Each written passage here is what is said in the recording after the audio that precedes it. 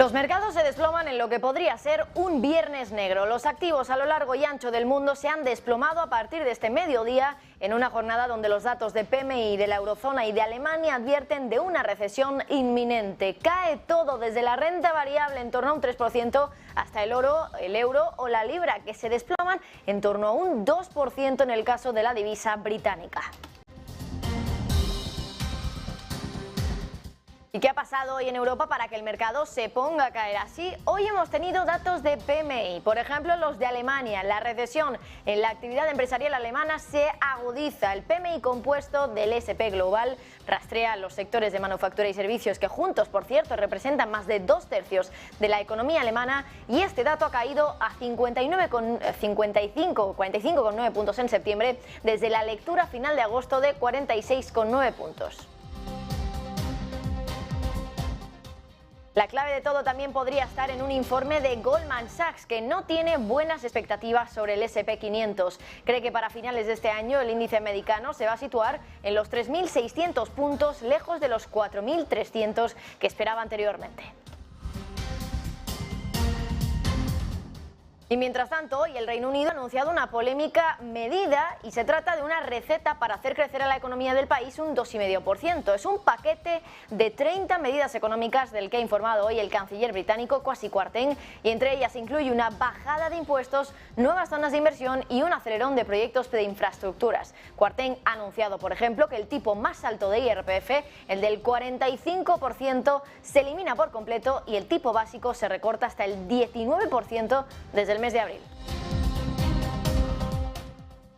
Y en el ámbito energético, Putin quiere que la reducción del flujo de gas a Europa dure mucho tiempo. Rusia está preparando un plan para reducir en un 40% sus exportaciones anuales de gas a Europa en el próximo trienio. Así lo indica un borrador del plan al que ha tenido acceso Bloomberg. Aunque se trata de un plan a nivel global, el principal damnificado va a ser Europa, que ya ve el gas en los 188 euros megavatio hora.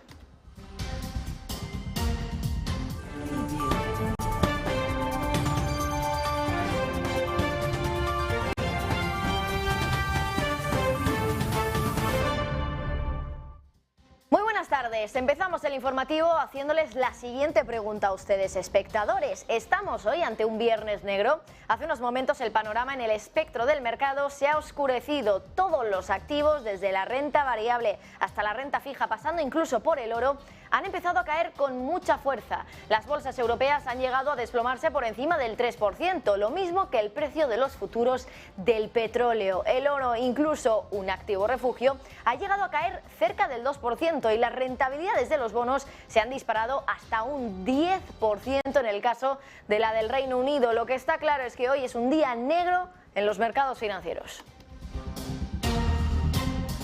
La cuestión es qué ha pasado hoy en Europa para que el mercado se ponga a caer de esta manera. Bueno, pues hoy hemos tenido datos de PMI, se lo decíamos, por ejemplo, entre ellos el de Alemania. La recesión en la actividad empresarial alemana se ha agudizado, y es que el PMI compuesto de S&P Global, que por cierto rastrea los sectores de manufactura y servicios, que juntos representan más de 2/3 de la economía del país, ha caído a 45,9 puntos en septiembre. Esto contrasta con la lectura de agosto de 46,9 puntos. Una encuesta de los analistas de Reuters, por cierto, había apuntado a una lectura de 46 puntos, finalmente ha quedado por debajo. Según el flash de ese PMI de este viernes, los mayores costes de la energía han afectado a la locomotora europea y las empresas han registrado una caída en el capítulo de los nuevos negocios.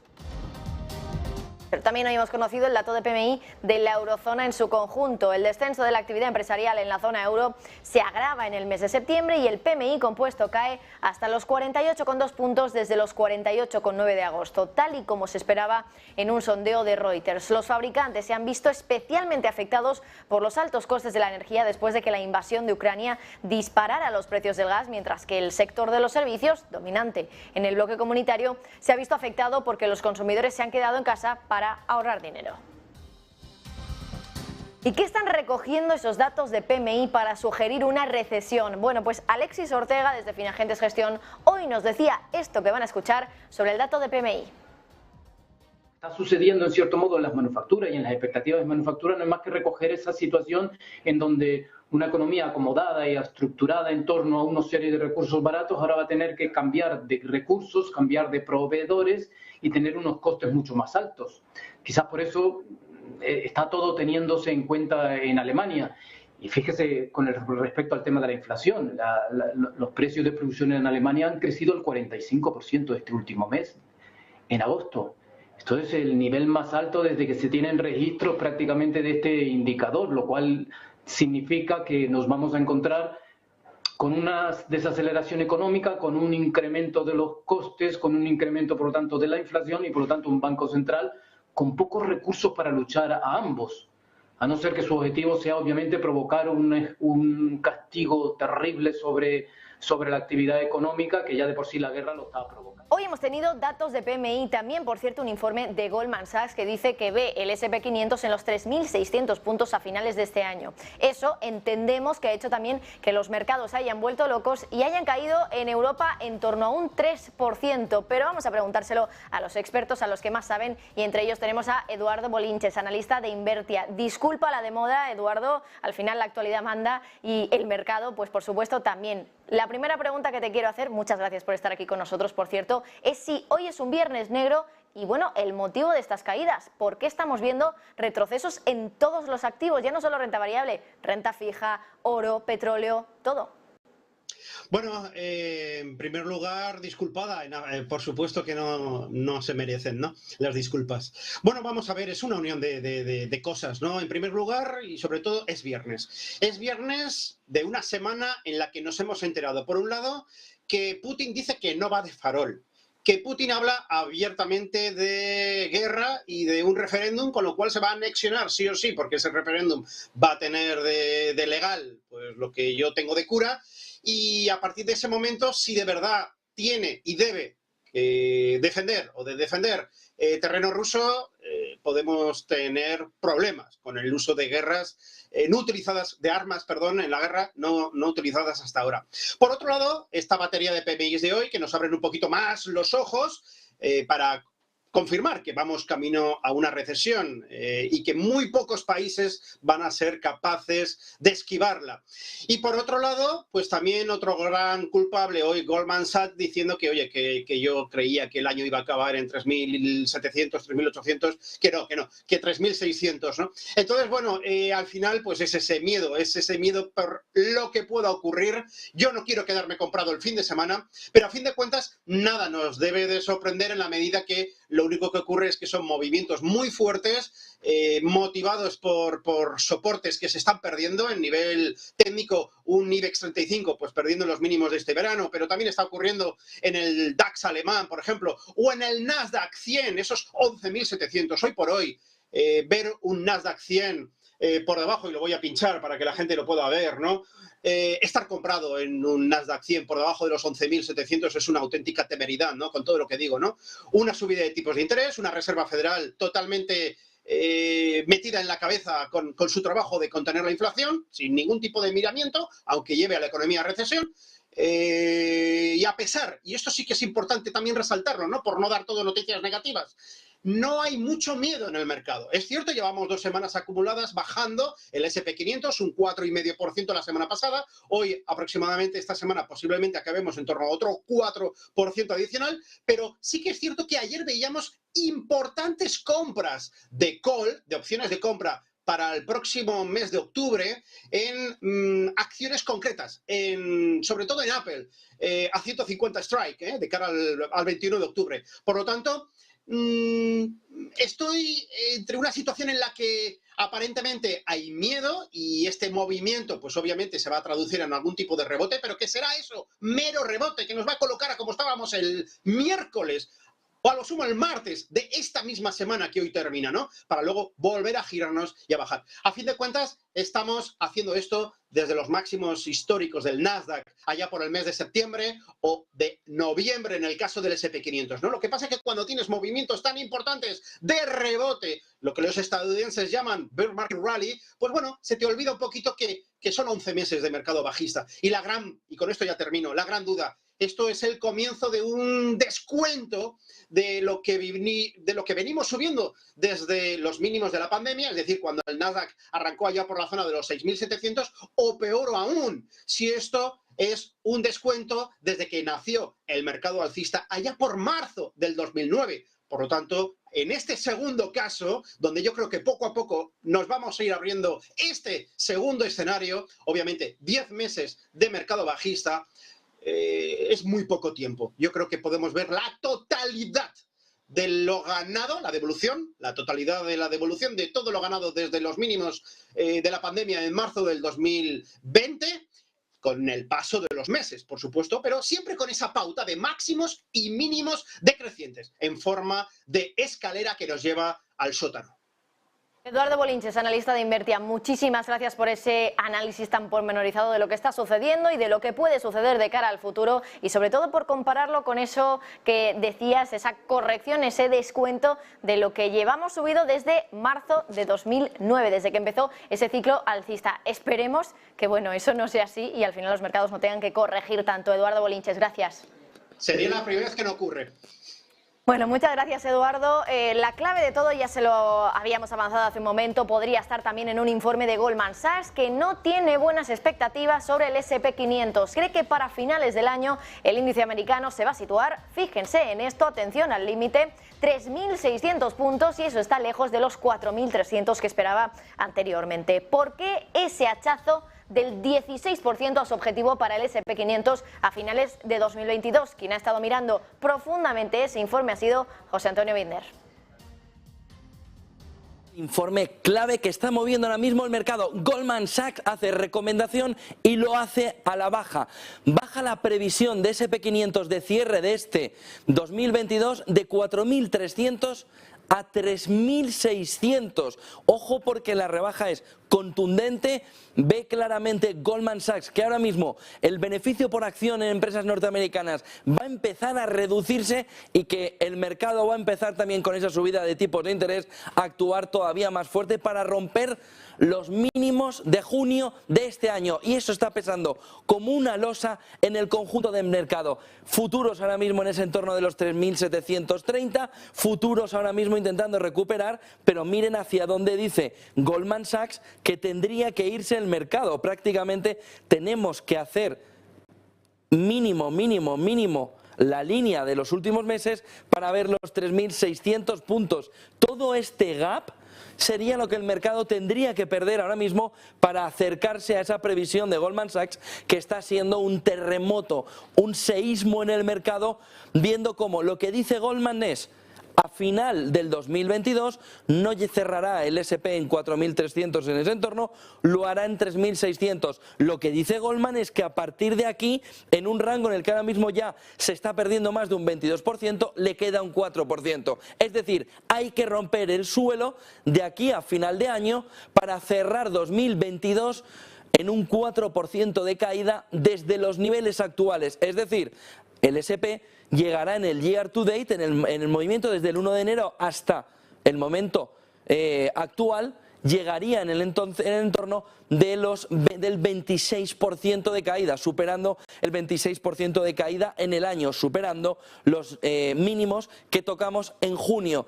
Y dice Goldman Sachs, no solo 3.600 es el punto de los próximos meses hasta el cierre, sino que a 12 meses vista también cambia la previsión y ni tan siquiera la pone por encima a 12 meses vista que la previsión anterior de cierre de este 2022. La tenía a cierre el 31 de diciembre 4.300 puntos S&P 500, la baja a 3.600, pero a 12 meses dice 4.300 puntos por debajo de la anterior previsión para el cierre de 2022. Dice 4.000 a 12 meses vista, y la razón fundamental son, fíjense, 4.000 hacia arriba, el movimiento que tiene todavía el mercado, pero dice a 12 meses, con lo que la visibilidad que el mercado está cogiendo de caída todavía del 4%, hoy con los futuros en negativos, está mirando a que queda todavía un trecho por debajo muy importante. Haya rebotes o no, lo que está diciendo es 31 de diciembre, el entorno del S&P 500, 3.600. Miren este gráfico del informe de Goldman Sachs, que como les digo es lo que está ahora mismo impactando al conjunto del mercado. Dice Goldman, si ahora mismo estábamos moviéndonos en múltiplos de precio-beneficio 18 veces, rebajamos la previsión a 15. Tipos de interés PER hacia abajo significan que el mercado todavía tiene un 4% de caída. Pero fíjense, porque el movimiento que señala aquí Goldman Sachs en este precio-beneficio, en ese múltiplo precio-beneficio del SP500, rebajándolo de 18 a 15, lo sitúa en los tiempos más bajos o caminando hacia esos tiempos más bajos del coronavirus y del momento previo al coronavirus en 2019, un año antes, en el que también el suelo del mercado marcaba unos múltiplos que estaban en ese entorno de las 15 veces. Por lo que Goldman Sachs dice, ya tenemos el suelo del mercado claro por lo que vemos, hay que reducir ese movimiento de 4.300 a 3.600, hay que ver que además 2023 no va a ser un buen año para el mercado, solo habrá una revalorización hasta los 4.000 puntos, SP500, pero ojo con el múltiplo precio-beneficio que cae de 18 veces a 15 veces. Con esas claves el mercado ahora mismo está mirando el suelo y viendo que todavía está lejos. Bueno, y vamos a hacer un repaso de lo que están haciendo ahora mismo los mercados financieros. Mientras estamos hablando, por ejemplo, ahora tenemos a la renta variable que está cayendo un poquito menos de lo que lo hemos visto hace apenas una horita. Estábamos diciendo que, por ejemplo, algunos índices como el MIPTEL estaban ya retrocediendo más de un 3,2% en algunos instantes. Bueno, pues como decía nuestro compañero José Antonio Binder, parece que el suelo del día ya está hecho porque ahora esa caída es bastante inferior, del 2,7% ya en el MIPTEL italiano. DAX alemán caía un 2%, tenemos también al CAC 40 que cae un 1,7%, el IBEX un 2,15% y por ejemplo tenemos al FTSE 100 de Londres cayendo un 1,8%.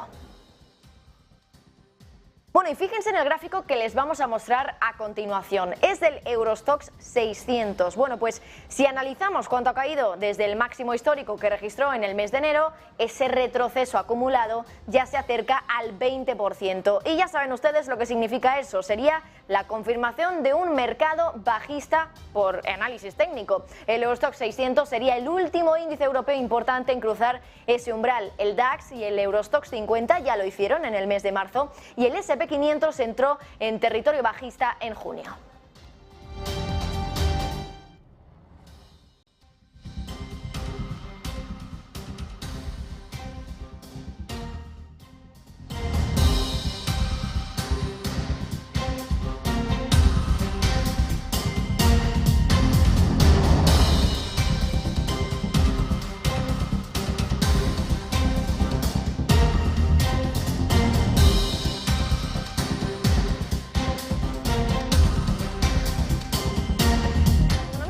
Sorprende al alza tanto en la tasa mensual como en la intertrimestral, como estaban viendo ustedes en ese gráfico, a ver si se lo podemos volver a poner. El INE ha anunciado un aumento del PIB trimestral entre abril y junio hasta el 1,5%, lo que supone un 1,7 puntos por encima de la tasa registrada en el primer trimestre y 4 décimas más que la avanzada el pasado mes de julio. Según el INE, en tasa interanual, el Producto Interior Bruto se ha situado en el 6,8%, 5 décimas superior a la tasa avanzada por estadística el pasado 29 de julio. Esa aceleración se debe a la mayor aportación del sector exterior y en menor medida también de la demanda nacional. La demanda externa ha aportado 4,9 puntos al PIB interanual del segundo trimestre y la demanda nacional otros 1,9 puntos.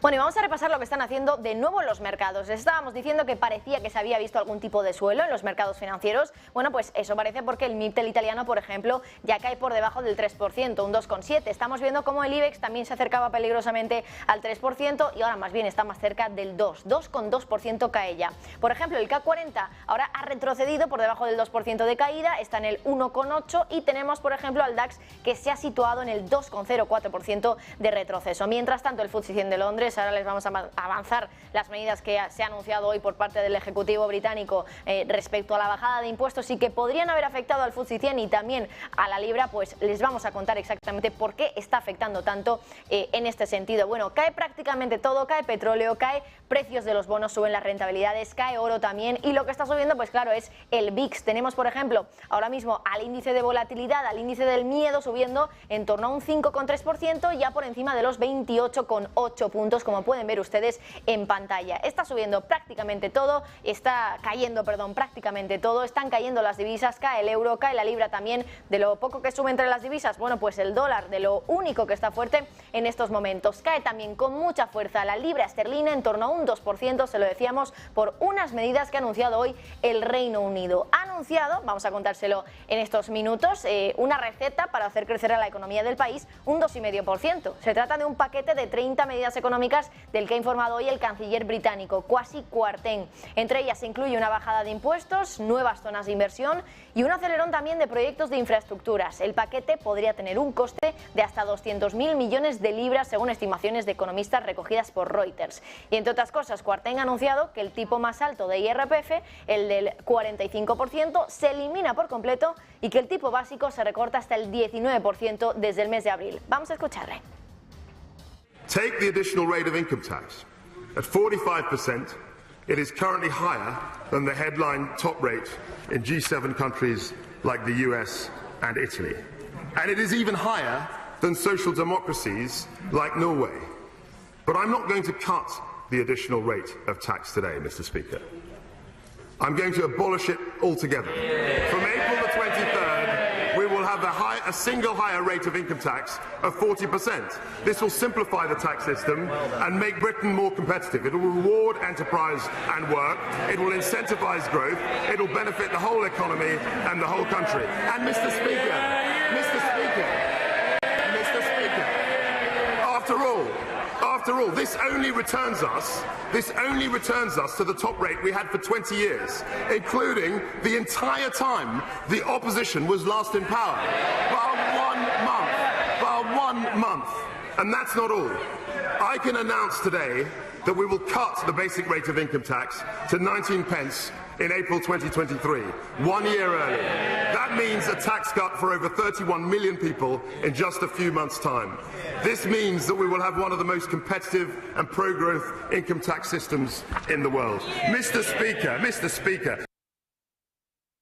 Y mientras tanto, en otro sitio europeo, Italia, nos vamos hasta allá porque quedan 2 días para que Italia cambie a Mario Draghi por probablemente Giorgia Meloni. El domingo tenemos elecciones y la más que probable sucesora del expresidente del Banco Central Europeo va a ser una persona que apenas tiene experiencia en el gobierno. La líder del partido Hermanos de Italia es la favorita en las encuestas para ganar las elecciones de este domingo. Y los mercados no están convencidos de que Meloni pueda navegar las aguas económicas tan turbulentas por las que cruza ahora mismo Italia. Por una parte, los mercados temen que el país italiano pase de estar cerca de Francia y Alemania para estar del lado de Polonia o Hungría. Y a todo esto también se le suma la presión sobre el gobierno, el bono italiano, que acabamos de ver pues hace un ratito, esa referencia a 10 años ya está por encima del 4% sin que Meloni todavía ni siquiera haya tomado el poder. Vamos a analizar estas dos cuestiones que les acabamos de contar. Reino Unido con impuestos y también Italia con esas elecciones y la que parece ser la nueva sucesora de Mario Draghi, Giorgia Meloni. Tenemos ya con nosotros a Eduardo Irastorza, profesor de OBS Business School. En primer lugar, igual que le decía su tocayo al principio, Eduardo, muchísimas disculpas por parte de Negocios Televisión por este retraso. Al final, como le decía, pues la actualidad manda y los mercados financieros estaban cayendo con mucha fuerza, así que hemos tenido que retrasar un poquito el inicio de este informativo para contarles a los espectadores lo que estaba sucediendo. Eduardo, muy buenas y muchas gracias. Muy buenos días. Bueno, en primer lugar, le quería preguntar por el Reino Unido. Lo que hemos tenido en el día de hoy era algo que ya se sabía. Liz Truss, la nueva primera ministra británica, estaba preparando una bajada de impuestos. Finalmente la ha habido. Entre ellos, por ejemplo, baja el IRPF, sube el impuesto de sociedades. Y yo te quería preguntar, Eduardo, ¿cómo estás viendo las medidas del Reino Unido en este sentido? Es uno de los pocos países que está bajando impuestos a este nivel. En España, por ejemplo, sí hemos tenido rebaja de impuestos, pero sobre todo energéticos, pero no IRPF, como estamos viendo ahí en el Reino Unido. Yo creo que es una decisión claramente política por parte de la nueva administración, de la nueva primera ministra, para que la izquierda no le pille con el pie cambiado, dado que en los próximos meses van a lanzarse a una ofensiva de mensajes electorales muy ambiciosos para relevarle del poder, ¿no? Yo creo que hemos perdido algo más que una reina, hemos perdido una manera de hacer política y yo creo que el electoralismo más populista se va a imponer en muchísimos países que hasta ahora actuaban con rigor. Bueno, y hablando, por ejemplo, de ese electoralismo o, bueno, populismo también incluso podríamos decir, Eduardo, le quería preguntar por el tema de Italia. Elecciones este fin de semana, este domingo, y parece que, al menos las encuestas, dan como ganadora a Giorgia Meloni. Es la líder del partido Hermanos de Italia. Y, bueno, en primer lugar le quería preguntar, para que el que no conozca a Giorgia Meloni, quería pedirle, por favor, que nos pudiera explicar exactamente quién es, de dónde viene, porque entiendo, según tengo entendido al final, Eduardo, es una persona que tampoco tiene mucha experiencia en el gobierno. Bueno, no tiene experiencia en el gobierno, pero fue la ministra más joven, a los 61 años, llamada por Berlusconi. Es uno de esos políticos que han crecido a la sombra de Berlusconi, aunque no se han medido realmente con lo que es la alta política hasta ahora. Sería la primera mujer que llega a ser jefe de gobierno en Italia, un país que tiene su media de empleo femenino muy por debajo de otros países europeos. Giorgia Meloni es una persona con una trayectoria dentro de la política larga. Empezó en los partidos posfascistas, en el movimiento social italiano, en una serie de partidos que... Perdón, voy a apagar el teléfono. Una serie de partidos que han seguido políticas también bastante populistas en este sentido. ¿Qué más puedo decir de Giorgia Meloni?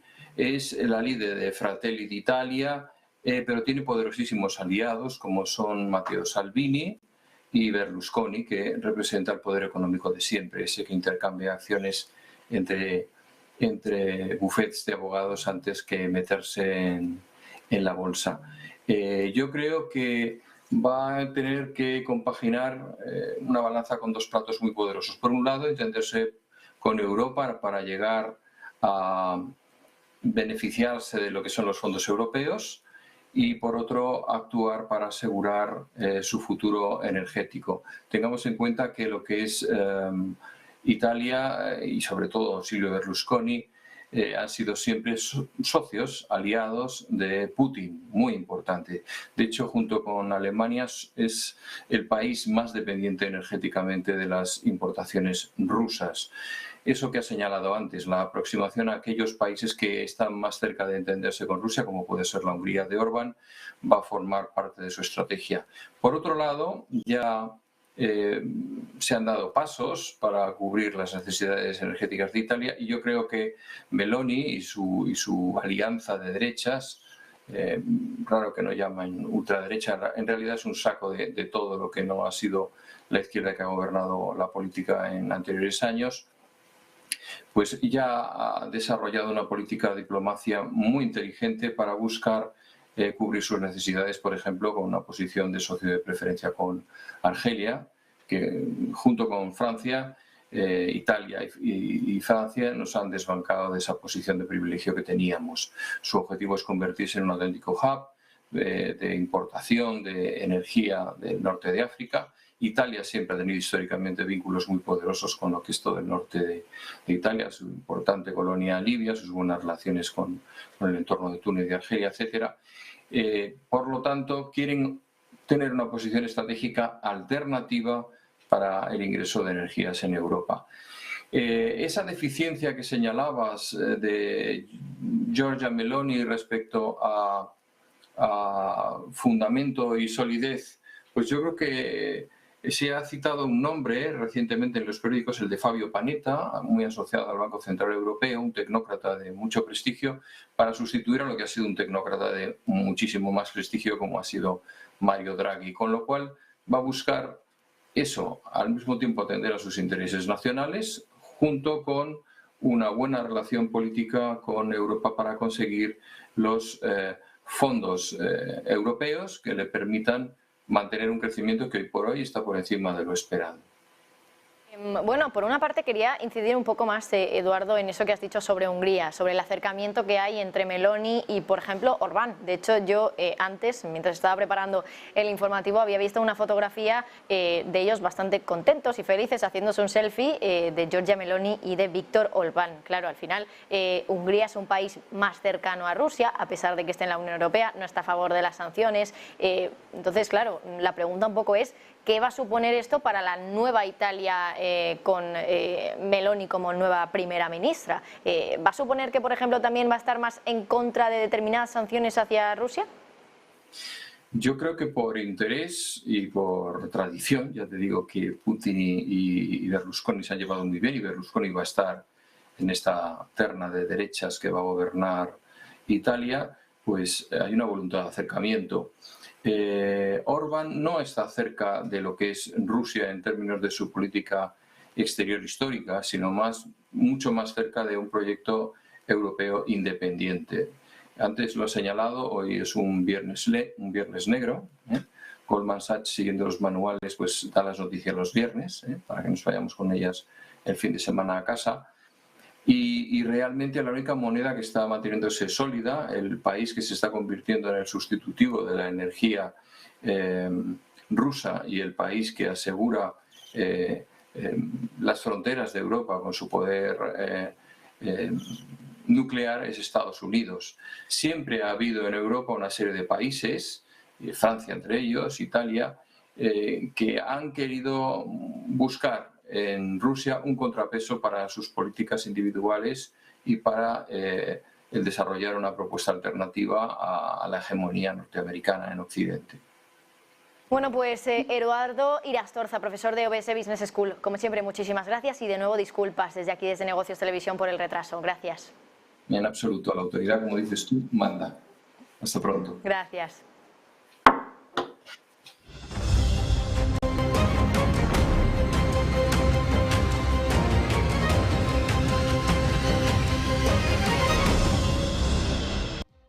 La Unión Europea prepara un tope al precio del petróleo ruso. Los Estados miembros están debatiendo para conseguir un acuerdo en las próximas semanas con el fin de limitar el precio del crudo de Rusia, una decisión que ha cobrado más fuerza tras el anuncio de movilización parcial de tropas de Putin. Fuentes de Bloomberg aseguran que ese tope probablemente formará parte de un nuevo paquete de sanciones que pondrá la Comisión Europea.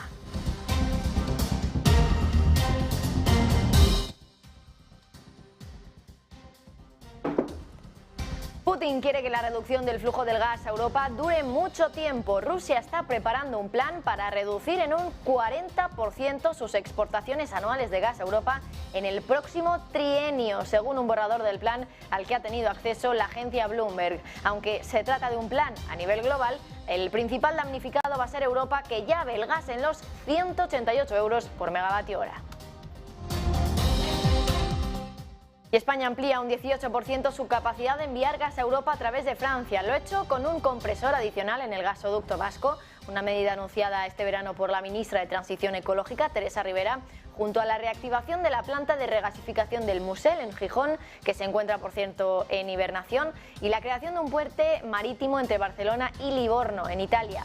3 medidas incluidas dentro del plan de contingencia diseñado por el Gobierno para ayudar a los países centroeuropeos ante un posible corte del suministro total del gas ruso este invierno.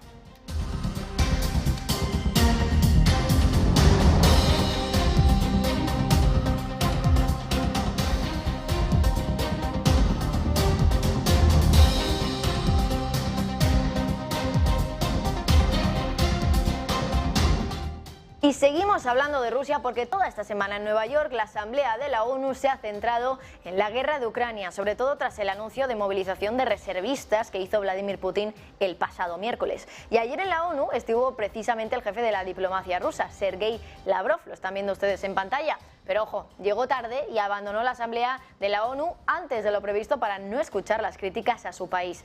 Llegó tarde en una sesión en la que se iba a condenar la invasión y tras una recepción gélida, Lavrov dijo en un discurso acusando a Occidente de obligar a Rusia a invadir para protegerse a sí mismo, dijo después de esto, bueno, básicamente se marchó.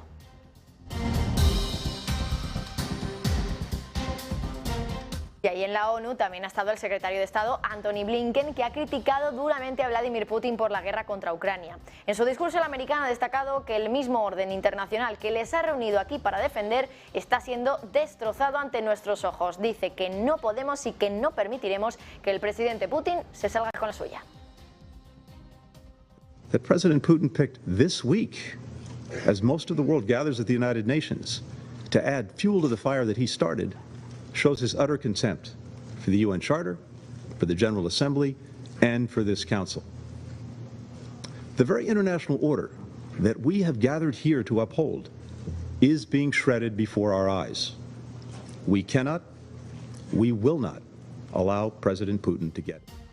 Putin está poniendo toda la carne en el asador y está preparando un aumento del gasto de defensa, fíjense en el dato, del 43%, mientras se dispone a extender la guerra. Ahora se espera que el gasto en defensa en Rusia exceda el nivel que se esperaba inicialmente para el año que viene en más de un 43% y que la categoría relacionada con la seguridad nacional y la fuerza de la ley suba otro 40% según el plan fiscal a 3 años de Rusia al que ha accedido la agencia Bloomberg. Más detalles, Eva Villanueva. Muy buenas, un día más pendientes de todas las informaciones que giran en torno al Kremlin y su estrategia en esa escalada militar en Ucrania. Putin, el jefe y presidente ruso, prepara un aumento del 43% en el gasto en defensa en medio de un plan para una guerra más larga al que ha tenido acceso Bloomberg, en concreto un plan fiscal que sitúa en escena lo que suponen las nuevas prioridades para el presidente ruso. Se adapta la partida militar y se aumenta además completándola con la categoría relacionada de seguridad nacional y la aplicación de la ley, que tendrá un aumento en más del 40%, con casi 5 billones de rublos, unos 84.000 millones de dólares o el 3,3% del PIB. Los desembolsos en defensa nacional ahora ocupan el segundo lugar después de los programas sociales del gobierno como parte del gasto. La idea, Putin va a una guerra mucho más larga. Putin, Powell y desplome en las bolsas. Ese podría ser prácticamente el resumen de esta semana en un viernes negro que vamos a intentar analizar y entender un poquito más sobre todo los motivos de esta caída que estamos viendo en el día de hoy con Juan Enrique Cadiñanos, analista independiente. Juan, muchas gracias y disculpas también te las trasladamos a ti por estar esperando un ratito porque te teníamos programado para un poquito antes y has tenido que esperar. Así que lo siento, de nuestra parte te pedimos perdón. Nada, sin problema en absoluto, el directo manda, así que no os preocupéis. Gracias. Bueno, te quería preguntar, por supuesto, por lo que está sucediendo, por el motivo por el que estamos viendo esta caída tan fuerte en los mercados. Parece que lo peor ya ha pasado, el suelo, por lo tanto, pues ya estaría visto, porque hemos visto, por ejemplo, por poner una referencia, el MIB italiano cayendo más de un 3,2, ahora cae un poquito menos, pero, por ejemplo, cuando nos queda aproximadamente 40 minutos para la apertura ya de Wall Street, los futuros también vienen en negativo y con caídas superiores al 1%. ¿Qué ha pasado hoy en los mercados, Juan, para que estemos viendo caídas en todo? No, yo creo que es un cúmulo, ¿no?, de circunstancias. Vamos viendo parte de materias primas, presión también por parte del mercado de divisas. Lógicamente, los comentarios por parte de Goldman Sachs no ayudan en absoluto, lo cual, a ver, me sorprende que al mercado le sorprenda, ¿no?, porque es un poco la nota que se viene recibiendo por parte de grandes bancos desde hace muchos años.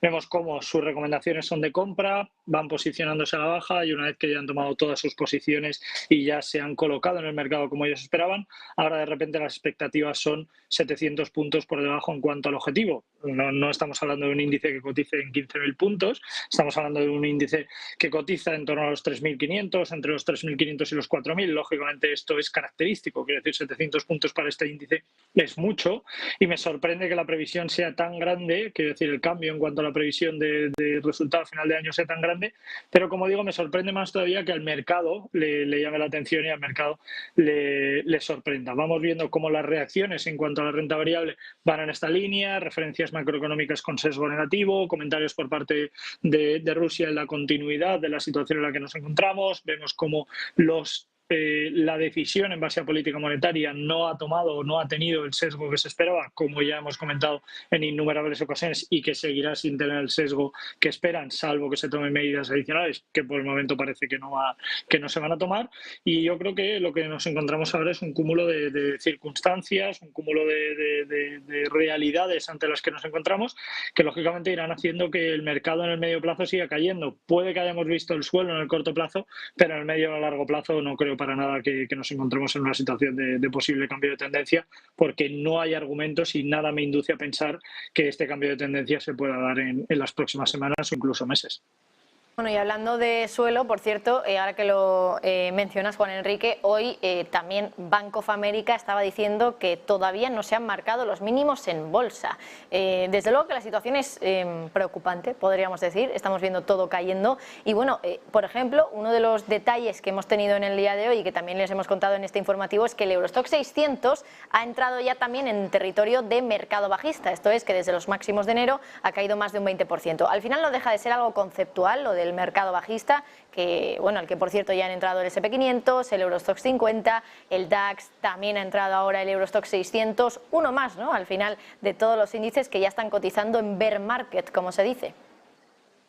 Sí, que como decíamos, ¿no?, porque lo hemos dicho muchas semanas, yo creo que las perspectivas están ahí, la realidad en la que nos encontramos está ahí, y mientras que el Banco Central Europeo y la Reserva Federal no tome medidas, la realidad seguirá siendo la misma. Repito, que esto lo hemos ido comentando muchas semanas, pero es que no es... O sea, no hay realidades, no hay ningún argumento de peso que nos haga pensar en un mercado alcista o en un mercado consistente, al menos. Yo creo que las caídas van a seguir siendo generalizadas, no hay medidas adicionales. La única alternativa por parte del Banco Central Europeo de la Reserva Federal sigue siendo modificar tipos al alza. Seguimos viendo un escenario en el que empieza a verse especulación sobre la posibilidad de que los tipos empiecen a bajar a principios del año 2023 sin ningún argumento ni ningún sentido. Y ahora vamos a empezar a ver cómo entidades financieras van a empezar a dar recomendaciones bajistas o van a empezar a dar recomendaciones en cuanto a que su precio objetivo final del año 2022 o mediados del año 2023 va a ser X, y ese X es un 15, un 20, un 25% inferior al precio actual.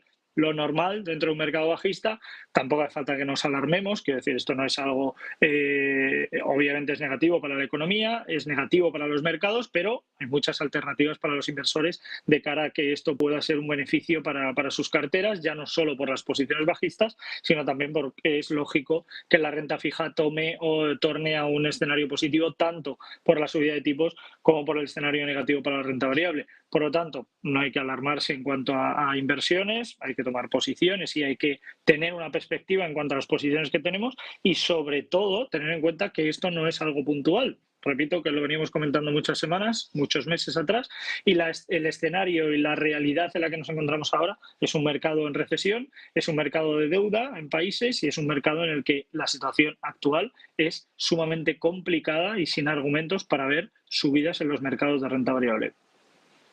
Bueno, pues Juan Enrique, nos vamos a despedir de una forma triste, podríamos decir, porque los mercados siguen cayendo con mucha fuerza, más de un 2%, aunque parece que el suelo, por lo menos en el día de hoy, ya se ha visto. Juan Enrique Cadeñanos, gracias como siempre. Gracias a vosotros, un placer y buen fin de semana. Bueno, y para descensar un poquito, porque hoy hemos vivido un día, desde luego, que catastrófico, podríamos decir, en los mercados financieros, vamos a cambiar de asunto ya para despedir el informativo, porque para los británicos ahora mismo hay un cronómetro corriendo, un reloj que señala cuánto tiempo les queda para gastar 11.000 millones de libras. Me explico, el día 30 de septiembre, es decir, el próximo viernes, 6.000 millones de libras en billetes de 50 y 5.000 millones en billetes de 20 ya no van a ser aceptados para su uso. Son billetes de papel, siguen en circulación, pero que van a dejar de ser legales para pasar al uso completo de billetes de polímero. ¿Esto qué significa? Más detalles, Fernando Roca. Los billetes de 20 y 50 libras en Reino Unido van a ser historia muy pronto. El próximo 30 de septiembre van a ser sustituidos por billetes de polímero. Van a dejar de ser aceptados por los negocios estos pagos en efectivo con los billetes de 20 y 50 libras en papel. El Banco de Inglaterra, como decía, los van a sustituir por billetes de polímero. Sarah Jones, la responsable de emisión de billetes del organismo del Banco de Inglaterra, asegura que este material, el polímero, es mucho más seguro y mucho más difícil de falsificar. Los billetes de 20 libras incorporarán, como no, la cara de la reina Isabel II y por el reverso la cara de Turner, el famoso pintor del siglo XVIII. En cambio, los billetes de 50 libras, como este que ven aquí, incorporarán la cara de Alan Turing, el famoso informático que revolucionó el sector de la computación en el siglo XX. Esta idea de la utilización del polímero no es nueva. La pionera fue Australia en el año 1988 y le siguieron otros países como Rumanía, Rumanía, Irlanda del Norte, China o Canadá. Esta medida en Reino Unido llega en un momento en el que el debate sobre el dinero en efectivo sigue encima de la mesa.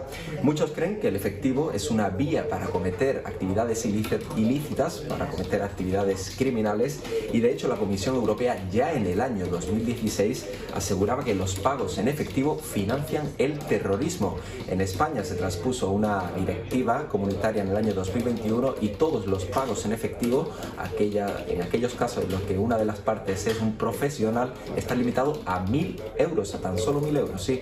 En Reino Unido esa limitación es de 15.000 libras, unas libras que a partir de muy poco, dentro de muy poco, el próximo 30 de septiembre, serán de polímero.